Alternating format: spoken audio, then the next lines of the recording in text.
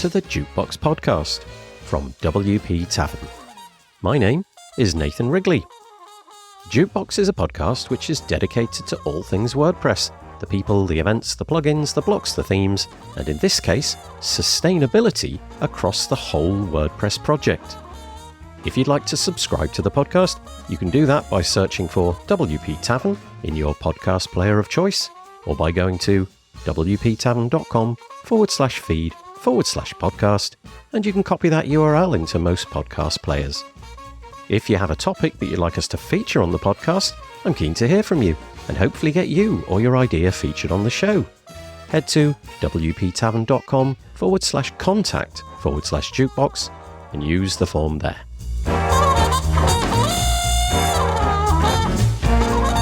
So on the podcast today, we have Nahuai Badiola. Nahuai is a freelance WordPress developer, theme and plugin creator.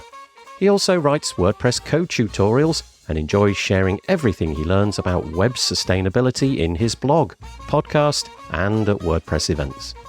Nahuai's life took an unexpected turn one day when he attended a 10-minute lightning talk at a WordCamp. The content of that talk was web sustainability, and it profoundly changed his perspective on how we should view our use of the internet. Nahuai has since been a vocal advocate for sustainability within the WordPress community. Nahuai extensively researched website sustainability and came across the Green Web Foundation, exploring the broader dimensions of sustainability beyond just environmental impacts. This passion not only led to the creation of the podcast series Sustain WP, which aims to elevate the discourse on digital sustainability, but also to exploring practical ways WordPress can contribute positively to our planet. Today, Nahuai and I discuss the nuances of the environmental impact of web development, with a particular focus on WordPress. We discuss ideas like reducing code in plugins and highlight the performance team's effort to make WordPress more green. The broader scope of sustainability, including economic and social pillars, is also on our agenda, underlining initiatives like sustainable contributor channels and the intriguing potential of a plugin that helps reveal the environmental footprint of websites. If you're curious about sustainability within WordPress web development and the community more broadly, this episode is for you. If you're interested in finding out more, you can find all of the links in the show notes by heading to wptavern.com/podcast, where you'll find all the other episodes as well. And so, without further delay, I bring you Nahuai Badiola.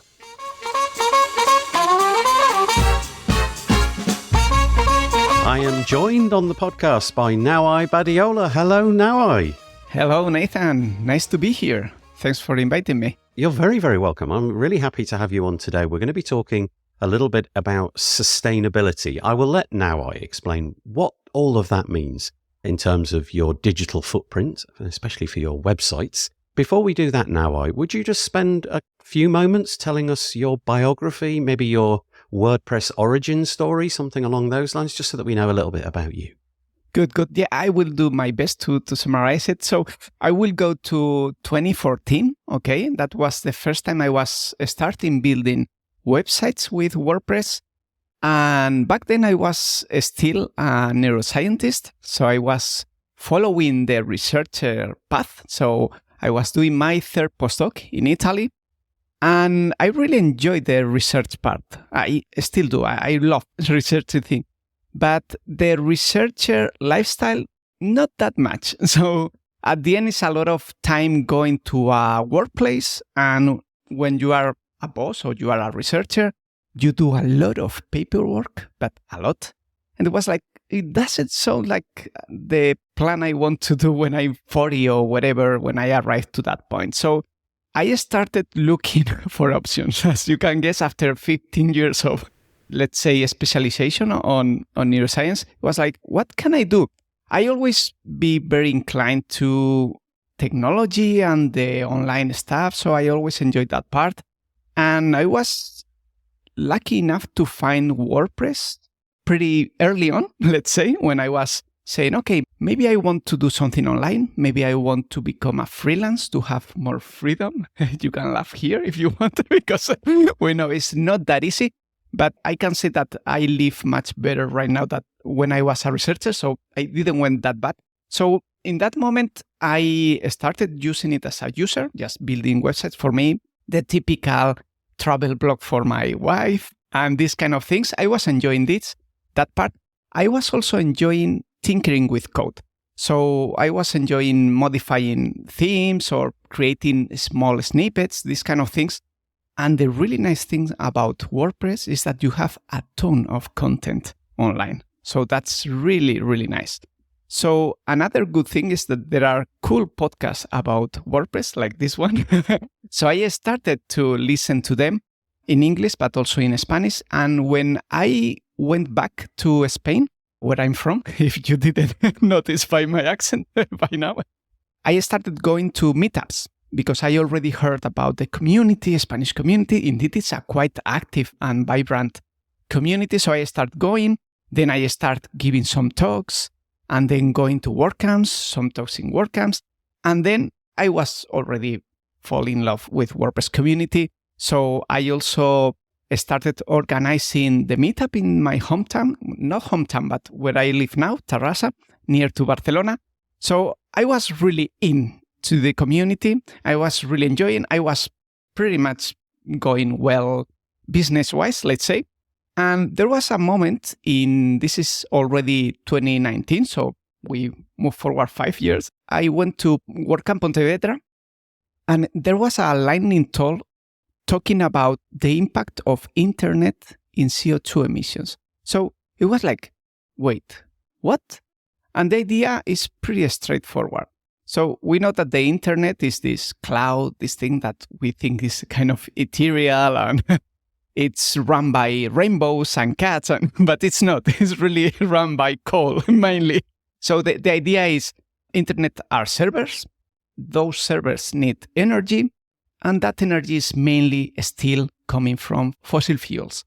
So that's that. So everything you can do to reduce that footprint, it's more than welcome.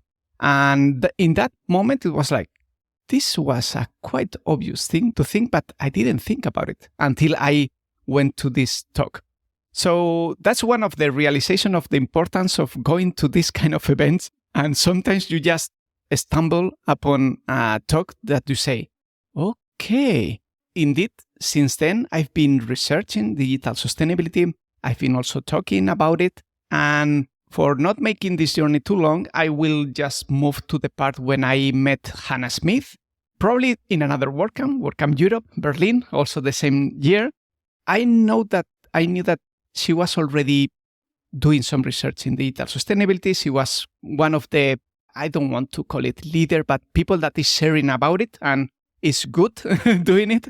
So I start talking with her. I just approach her and say, do you feel it's okay if we talk online? Of course, every month or every 2 weeks. And she was, let's do this. So in that moment, that relationship went on. We talk mainly about digital sustainability. We really feel really close to our heart, that part. And thanks to that, probably, I learned about the Greenway Foundation. This is a non-profit they do a really cool things. You probably, if you heard it, you probably heard it because they have a directory of green hostings. So hostings that are using clean energy, let's say. But they do much more things. One of the things they do is they have a fellowship.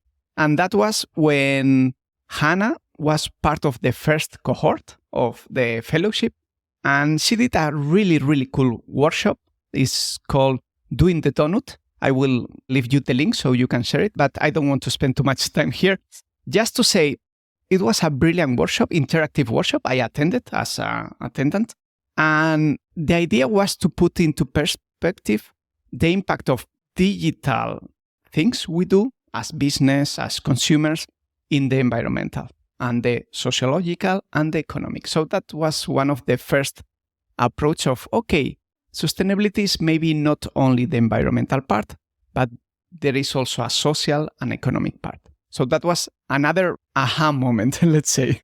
I think getting into the social and the economic part would be really interesting in a moment. But just for now, so 2014, the beginnings of this, but really the whole of your future really pivoted around a 10-minute lightning talk. You can imagine a scenario in which you just decided, I won't go to that. Skip it. Yeah, somebody said, let's go get a coffee. And your life would be profoundly different. I often have conversations with people who turn up to a WordPress event and they're not really sure what it is that's going to catch their attention, but there's always something, whether it's volunteering or the code or whatever it may be. But fascinating, just really interesting that 10-minute lightning talk led to such a profound change in your life, and the Green Web Foundation and the fellowships and all of that bound into it as well. So, okay, for those people who are listening, it may be that you have never connected the word sustainable or sustainability with the environment. So that's, I think, one of the things that we want to drive home. Every time you hear that word in the WordPress landscape from now on, you're thinking about the environmental impact, but more broadly as well, as we'll get onto, the social and the economic impact. Now, you've taken this to a really interesting new level as well, because you like recording the audio and putting a podcast out. So I want to draw attention to everybody. Maybe if you're anywhere near a computer, just hit pause and go and search for Sustain WP. It's a podcast series. And I'm just going to hand it over to you. What was the point of that podcast series? So linking to what I was saying about Hannah's workshop, it was a brilliant way of putting together things that I didn't thought about it before. So I really like the philosophy of trying to be more aware in our space. So I say, okay, this is framed in digital sustainability as a whole. I wanted to move it to WordPress. Let's say we do a workshop about it. The workshop thing didn't go far, so I moved to the podcast format. And the idea was, indeed, the Sustainable WP is a limited podcast series, so it's 9 episodes. And the idea is to see the different parts in monographic episodes. Let's say the first one is like an introduction of what are you going to find there. But then I move forward and explain what are the 3 pillars of sustainability, as you say, the environmental, the economical, and the social. But I don't do it alone because that would be not that much interesting. But I invited to 13 guests, brilliant people from WordPress community and also from the digital sustainability, let's call them again leaders or thought leaders. So at the end, you can hear pretty much the ideas of every one of them in the different topics. So you are not going to listen to a whole interview, but I will extract snippets of audio, give it context, and put it and wrap it in every episode. That's a lot of work, by the way. So thanks again to the Green Web Foundation, because I was able to do it thanks to the Green Web Foundation Fellowship that I was awarded in the second cohort. So that's why I could do this more refined format, let's say, just to explain that it's a different format. Just to interrupt there, I think podcasting, it really hadn't occurred to me that podcasting as a distribution medium is actually fairly sustainable. Video, it consumes a lot of resources. If you begin playing that, then there's megabytes and megabytes of data flowing around. Yeah, the website is quite low carbon. Also, another cool thing about podcasting, feed. It's a feed. That's a really nice thing in sustainability. The social part is also like it's accessible to everyone. You don't have to be married to any platform. You can listen in the web, in your podcatcher. That's another really cool thing about podcasting. At the end is we talk about the 3 pillars in digital sustainability and how they understand them. So I think that it was really, really interesting for me. I hope more people find it interesting. And then we took these 3 lenses and talk about how we can improve WordPress in an events level, because we meet quite a lot and we like to meet. It's brilliant. We meet. I already explained that I have a lot of good things from those meetings, but maybe we can meet in a more sustainable way. And the other part is about the CMS, how we can do the CMS, let's say, more sustainable. This part is, the environmental part is very important because WordPress is installing millions of installations. So everything that we can improve performance-wise, and here I want to give a great kudos to the performance team because they are doing brilliant work here. A lot of cool improvements are coming to WordPress, lazy load, all the assets that are loaded only if the block is there. brilliant stuff. And the formats, also the WebP, brilliant stuff. But also we have, since it's an open source project, we also have the longevity part there, because this is run by people that is put in there voluntarily or maybe sponsored by some companies. But that part is also really important, how we can keep this project ongoing for a lot of years, because I think that it can. So we also tackle those topics. And that's the part that is more social economic. We talk about Five for the Future project and other stuff. And I think there were a lot of interesting ideas and discussions about it. Can I just ask a quick question? Well, one question and then one observation. The first one is, you mentioned a few times the 3 pillars. Just to cement into everybody's heads, would I be right in saying that's environment, social, and economic? Are they the 3 pillars? Yep. Okay, so I just wanted to spell that one out. The second thing, which is an observation, is, it really hadn't occurred to me quite so profoundly until you just said it, that if you can modify the CMS, which powers 43% of the web, in one stroke, you're doing so much good. If you can cut out, 10 kilobytes or 100 kilobytes or a megabyte from every single WordPress website, millions and millions and millions of times over, you're doing profoundly good work by doing one thing. And that really hadn't hit home for reasons I can't explain. But okay, that's really amazing. I want to mention one example. That one was eye-opening for me, let's say. It was when Danny Van Kooten shared the impact it has to remove, I think it was 20 kilobytes of JavaScript from one of his plugins. I think it was MailChimp for WooCommerce. And since that plugin was installing, I think 2 million WordPress or something like that, it was tons of CO2 he was reducing just because of those 20 kilobytes. So 20 kilobytes from his plugin, which by the sounds of it has an enormous user base, 20 kilobytes spread across those 2 million websites. And I guess he's doing some analysis of how many times his plugin is loaded and all of that. Tons. Yeah, tons. I don't remember. And I think he also put it in car travel or something like that. It was like a lot of car travel or a lot of kilometers done in car. And it was like, this is huge. So that was a popular plugin. Imagine what can be done in core that can have potentially even more impact. And indeed, I think they are already doing it somehow in performance team. So yeah. It's kind of interesting that the performance team, let me just rewind a bit. So the WordPress performance team has been going for, let's go for about 2 years, something like that. 2, 3. Yeah, I think, yeah.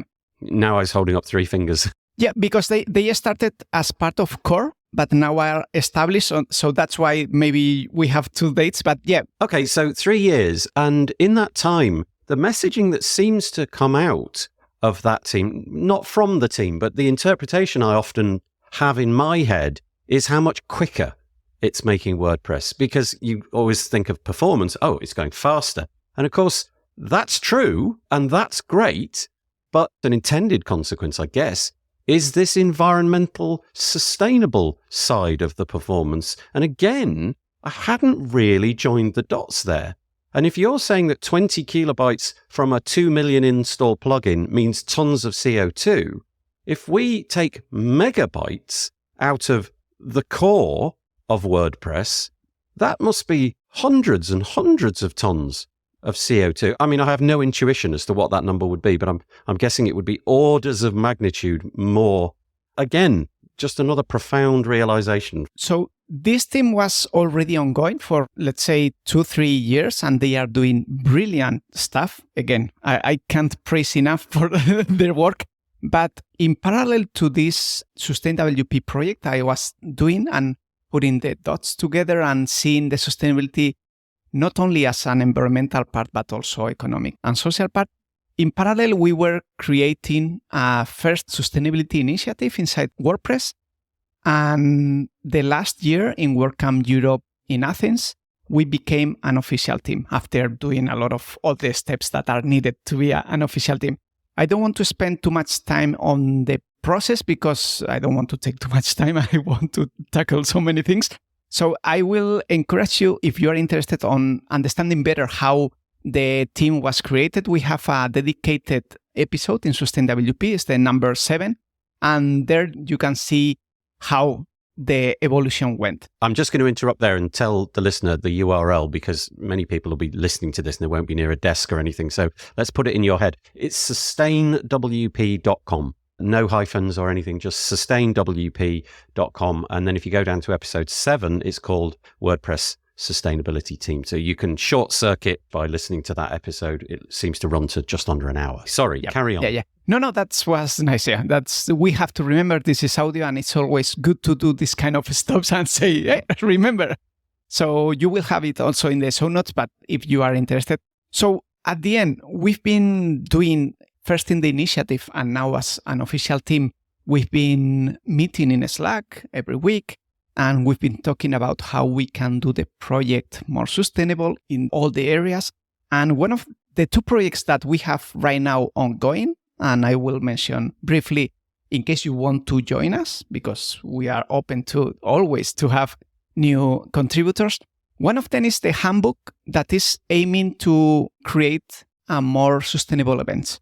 So as I said, we meet a lot in meetups, WordCamps, and especially in the flagship WordCamps, a lot of stuff is moving around. So the idea is, since the organizers, we have to remember, are volunteers, so they are not professional people that are usually creating this kind of events.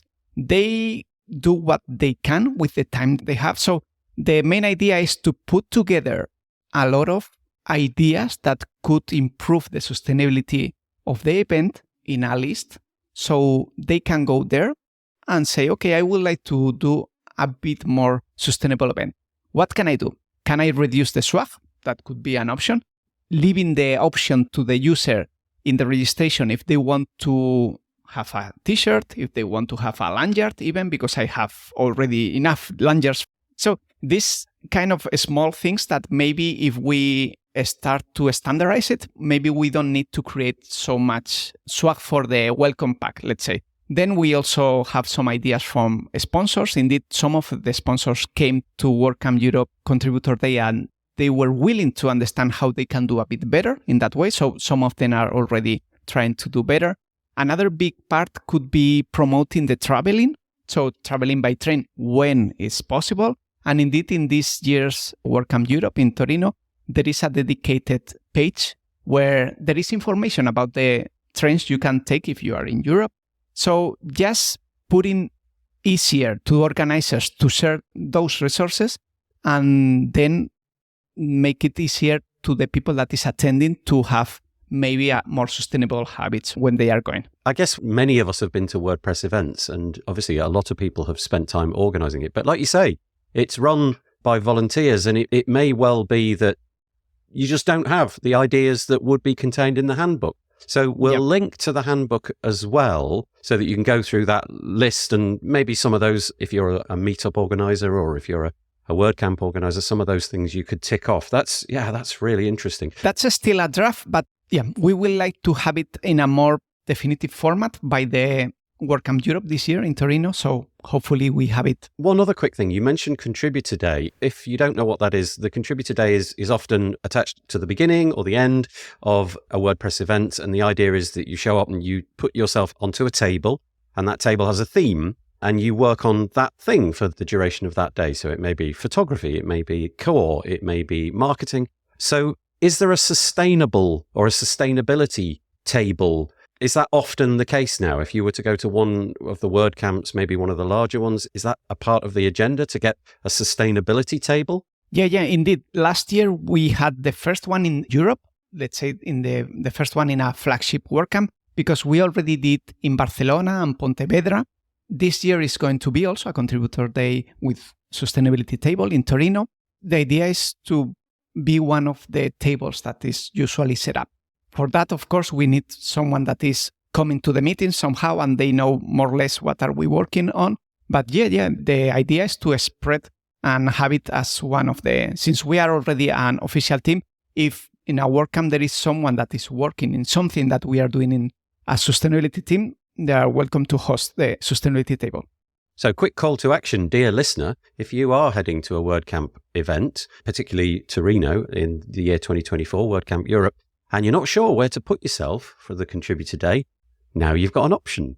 Indeed. We'll provide links in the show notes, but maybe we'll get some contact details for Nahuai as well. Anyway, brilliant. Carry on. Yeah, so we can link it with this. If the event handbook doesn't sound appealing enough to come to the contributor day or to come to the Slack meeting, we are also creating a plugin that aims to surface some information about the environmental impact of the website, probably in the WP admin or site health, or we have to think where to put it. But at the end, the initial idea was to use some of the APIs that are there to surface how much CO2 is emitting your website, okay? Giving you some context. You are in the 10% dirtiest websites, or you are in the 15% more cleaner. So something like that, and also some resources to understand better what that means, because maybe that's a new information for you, like it was for me in 2019. And the idea is to raise awareness. So the people that are using WordPress, they see that, and if they are intrigued and they want to know more about it, they can understand better.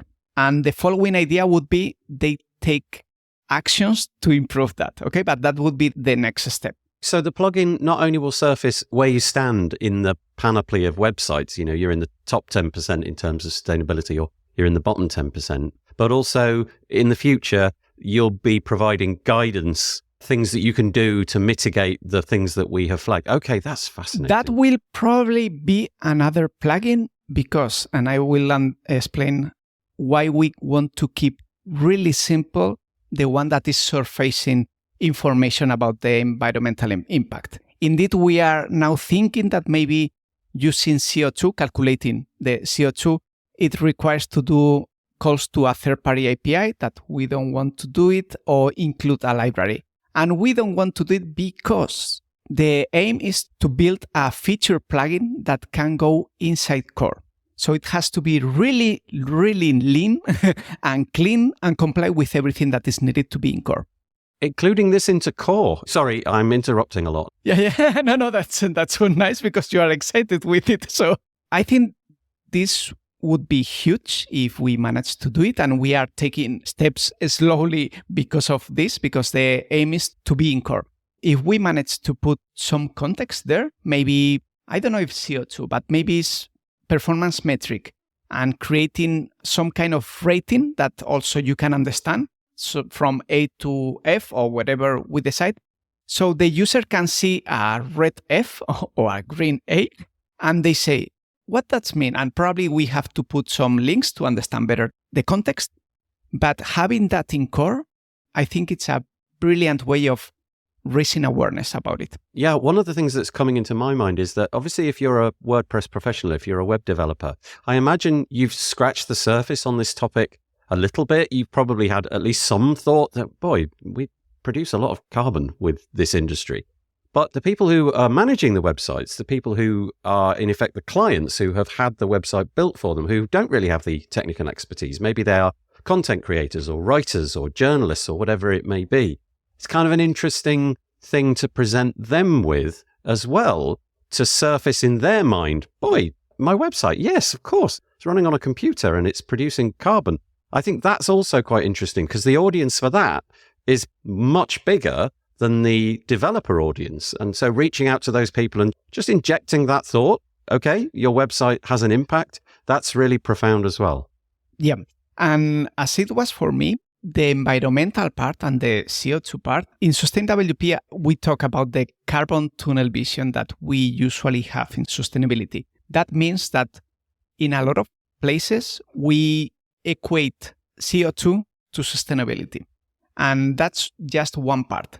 But it's one of the parts that is easier to understand. We play so much with it, and I usually refer it as a Trojan horse. So you start talking about CO2 and the impact in the environmental part, and you gather some interest, and maybe if you are good enough, you can lure them to understand that sustainability is not only environmental, and there are more things. And talking about this, one of the things that the team would like to improve is what I was mentioning before about the longevity of the project. Right now, there are a lot of contributors.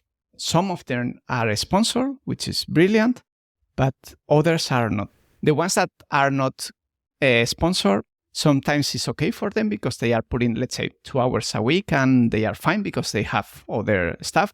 But there is people putting more time than that and probably it's not sustainable in time.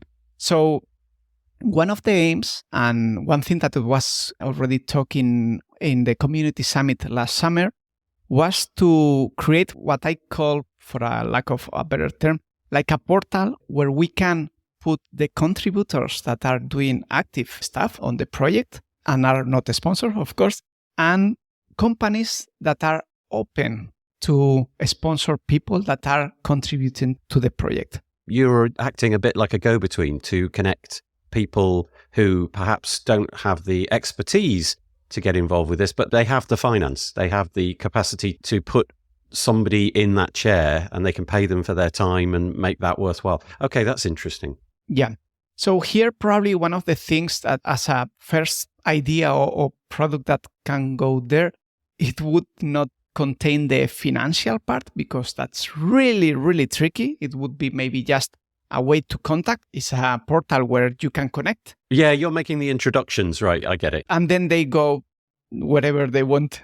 They need to go to do the financial part because the financial part is quite tricky. And indeed, there is already something put in place that is called WordPress Collective Community. Yeah, the WPCC. Yeah, I'll link to that. Exactly. And that's an initiative that it's ongoing. I think at least they already managed to sponsor, I think, a couple of people. Basically, you can put some money there as individual, but also any company can put some money there to sponsor people that is contributing. But in this portal idea thing would be to have like a directory of people that is doing active things. And for that, maybe it's going to be helpful, the metric dashboard project that is starting, meaning that probably the companies that want to put some money in someone, they want to see specifics. So this person is doing, let's say, 5 hours in community team and is doing this specific task. So they know that they are putting the money there, or let's say in plugins review or in theme review or whatever team it is. So I think there is a lot of potential there. I think the people in Five for the Future are willing to improve some of the system that is there because right now, Five for the Future is a brilliant project, but I have the feeling that it's mainly big companies sponsoring full-time to contributors, which is brilliant. And that's why the pace of WordPress evolution is that fast because Automatic and other big companies are putting a lot of people working on there. But there is, from my point of view, a lack of freelance that are putting time to the project and they are not able to gain any sponsor because maybe it's more tricky to sponsor part-time someone instead of having an employee just donated to. So I think we can improve some things there. So I'm just talking about the idea because I know there is interest in a lot of sense and we just need to find the way of moving it forward. But I think it would be really, really beneficial if we can close that gap between contributors that are already doing things and companies that they understand they have to do something, give something back, or they want to have some cool people related with their brands, let's say. What's fascinating here is there's obviously the code side of things, reducing the impact of the footprint that WordPress creates, but it also appears from everything that you've just said that if code is not your thing, the sustainability team, they need your help in all sorts of other ways, like trying to figure out how to marry up sponsors with contributors, freelancers with sponsors, and so on and so forth, how to actually shape that team. So it's very meta, that, isn't it? You want people on the team to help you figure out what the team will be doing.